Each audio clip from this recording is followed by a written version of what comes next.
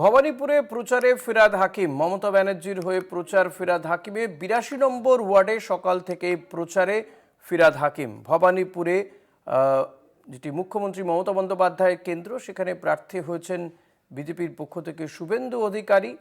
এবং ভবানীপুরে যে কর্মী সভা হয়েছিল সেখানে কিন্তু ফিরহাদ হাকিম সুব্রত বক্সিদের উপরে দায়িত্ব ন্যস্ত হয়েছে এবং সে মতো ফিরহাদ হাকিম প্রচারে নেমে পড়েছেন মমতা বন্দ্যোপাধ্যায়ের হয়ে। দুর্গাদাস বন্দ্যোপাধ্যায় রয়েছেন। দুর্গাদাস, ভবানীপুরে এই ফিরহাদ হাকিম কোথায় কোথায় প্রচার করলেন, কি জানা যাচ্ছে? আর দেখো, তুমি জানো যে ভবানীপুর কেন্দ্রটি এবছর অর্থাৎ 2026-এর যে বিধানসভা নির্বাচন হতে চলেছে পশ্চিমবঙ্গে, সেই বিধানসভা নির্বাচনে ভবানীপুর কেন্দ্রটির দিকে বলা যেতে পারে সমস্ত রাজ্যবাসীর চোখ রয়েছে। কারণ সেখানে একদিকে যেমন মুখ্যমন্ত্রী মমতা বন্দ্যোপাধ্যায়ের মতো অতি হেভিওয়েট একজন মানুষ রয়েছেন এবং দলনেত্রী তৃণমূল কংগ্রেসের, অন্যদিকে দাঁড়িয়েছেন শুভেন্দু অধিকারী, এ রাজ্যের বিরোধী দলনেতা।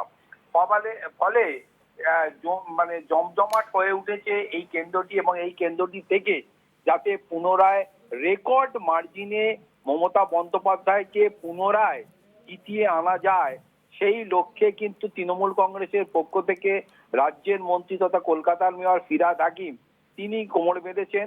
ইতিমধ্যেই মানে ভবানীপুর কেন্দ্রের প্রায় সিংহভাগ এলাকা তিনি ঘুরে গেছেন।